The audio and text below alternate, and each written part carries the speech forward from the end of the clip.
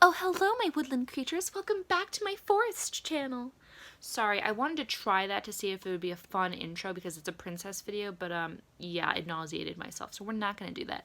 Welcome back to my channel, you guys. So, as you might know, Disney Plus came out today, so I figured I would rank the Disney princesses so they know which content to put at the forefront of their site. You also might remember this, that the Try Guys did this, and I watched that video and they were so wrong, so I figured I would fix it for them as well. Before we get started, be sure to subscribe because I put in videos every single week and it helps me a whole bunch. Now, let's get to the action. So I have a list here of what princesses go in what order. There's no arguing here. This is the only right answer. You can disagree with it, but you're wrong. You're free to be wrong though, because this is America. So let's get started. Number 14. Last in this little group is Snow White. Now you might be saying, look, Snow White, what's wrong? She literally slept for half of it. She ate an apple, boo-hoo. Yeah, hi sis. The dwarves were literally like, hey, don't open the door for anyone. Don't interact with anyone. That's our one rule. And she's like, sick, got it. I'm just gonna make this pie and just brush the floor with the broom. So sweep.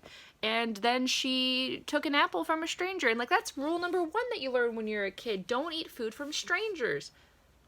And what'd she do? And then also her voice is just so annoying. Her songs are trash. Her prince isn't hot. Fight me. So she's coming in at the very bottom. Next, we have Ariel. Do not even attack me. You can go ahead and check out my live reaction to Ariel's, live, half concert, half movie. It's not that I hate Ariel, okay? I love The Little Mermaid. It's a great show. But let's take a look at Ariel as a person. Exactly. So, she's 16.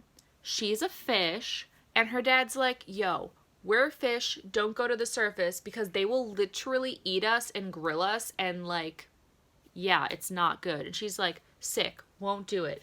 Then she goes up to the surface all the time and gets these random souvenirs. For all she knows, could have diseases or could murder her. And she's just like, no, they're shiny. I need to put them in my little castle over here because my mom's dead and they give me a fun hobby.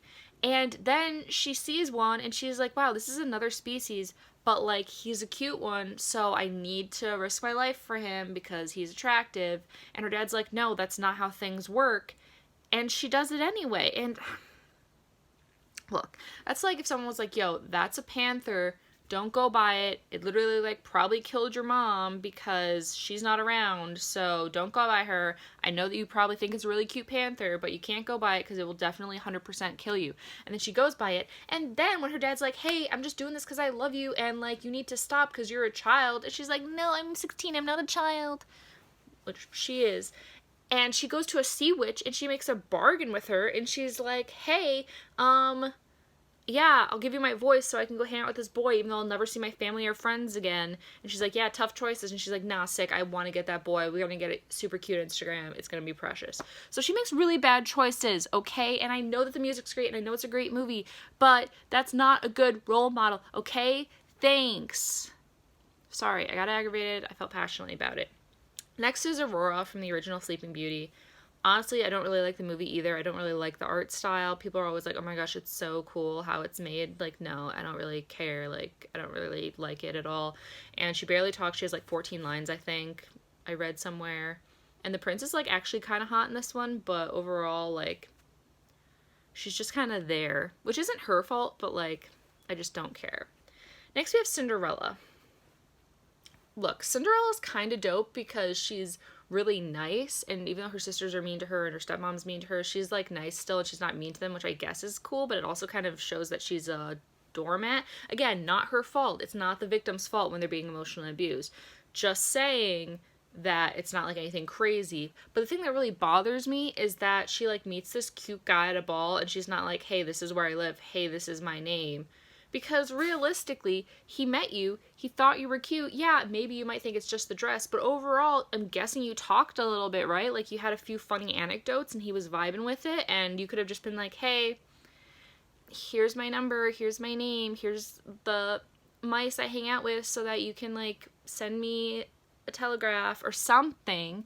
But no, nothing happens, and I don't know, that just bothered me. I mean, it's on the prince too, but I'm purely just talking about princesses right now, and it just always bothered me, so that's why she's there. Next is Merida. I have nothing against Merida. she's chill. It's just, I didn't really connect with her at all. I think it's super great how she's like, I'll be shooting for my own hand and all that. But the movie just didn't connect with me. And I think a lot of it has to do with the main character. And yeah, cool. Next is Rapunzel. Again, Rapunzel is super precious. She's adorable. I think she's like the ultimate like cute girl that people are trying to imitate when they do like TikToks. But she doesn't really do anything. Like, and I realized this when they were talking about it on the Try Guys video, is that there's nothing wrong with her. She's adorable. She like defends herself with that frying pan. But I do feel like she's kind of like just a victim. She doesn't really do anything. She's in this tower, and then she just kind of goes along for the ride. At the end, it's super cool how she saves Flynn with her hair by cutting it off and all that jazz. But it's just like, she's there. Nothing wrong. She's adorable. But like, I'm not excited about it. All right, next we have Elsa. Elsa's cool because she's super like independent and fierce and doing all this stuff, but overall kind of just trash because things get crazy and she runs away, forgetting that she has a sister there and like all these responsibilities. And this may sound selfish, and that's fully allowed because these are just my opinions. I feel like she was just being kind of whiny about it. Like, look, you got all these powers. Just freaking go to town with it. Do cool things. Like, make a freaking ice castle for the kids to hang out with. Maybe there are some orphans who need a home. Just make them an ice castle. I don't know. Make them little tiny, like, toys to play with. Just go for it. I mean, you're just going to conquer all the other lands now that you have this power. And it's freaking sick. Just roll with it. I don't understand why it was such a big deal. That's all I'm saying. So I'm just kind of mad that she's such a whiny little, like, baby. Like, no, you said let it go, but you did not let it go, sis. Like, you held a grudge and you moved into this random ice castle and just, On the note of that, next is Anna. Not because there's anything wrong with her, just kind of, she's kind of there. Like, she's quirky, she's fun, and that's great, but, like, I don't care. Cool. Next, we have Jasmine. Look, I don't even really like Jasmine, but she just kind of ended up here in the list because I realized that she's actually kind of cool, I guess, because she's not letting anyone, like, treat her like an object, and she also knows how to manipulate Jafar with her feminine wiles to get what she wants, and she went outside the palace to, like, do things, which I guess is cool, but it's also kind of sucky because she almost forgets that she's, like, royalty and puts people at risk by giving them bread and stuff, and I don't know, it just kind of bugs me. Okay, that's my thoughts. Next we have Moana as number 5, which honestly surprised she's this high up because I actually don't really like the movie Moana. It's fine. So again, if I don't connect to a movie, I kind of just blame like the main character while I know it's like script and whatever and plot. But I can see, like, objectively that she's cool because she's, like, chief, she's doing all this stuff, she's, like, conquering the ocean by herself, which is, like, pretty sick, honestly. But, I don't know, she just kind of is, like, there. And she's, like, a lot of skills, too, which is cool. She can sail, she can cook things, she can defend herself, she's, like, saving the freaking Maui character, and then she can save Tahiti. You know what that is. The big volcano human who was like a mountain and was cool and then became like lava and was not good. But then she's like, I'll be nice to them, and that's how you conquer things, is through talking and emotions, which is actually pretty sick again. So like, cool, but she's just like not my favorite. Next, number 4 is Tiana. Tiana is freaking dope because she's here, she's working 2 jobs. Yo, I work like a half day and sometimes I'm exhausted. I'm like, oh my gosh, this is a lot of work. Granted, I have like body issues, which is why like I can't work a lot because like my body is broken, but just the willpower and the ambition and the work ethic is just amazing. She works all night at one job, she works in the morning at the other one. She's saying no to some opportunities in life, which actually is not a good message. Like, you should enjoy life and not stress yourself out this much, but I'm just saying objectively she's cool. She becomes a frog and she's still like, look, we're gonna find a plan, we're gonna figure this out, I'm not gonna fall in love with you because you're dumb, but then like eventually I'll fall in love with you because like love is cool and we shouldn't say that it's bad just because it's 2019. Like, people can still fall in love and like it's romantic and it's cool. So like, just because a girl doesn't have a love interest in a movie doesn't mean that she's bad.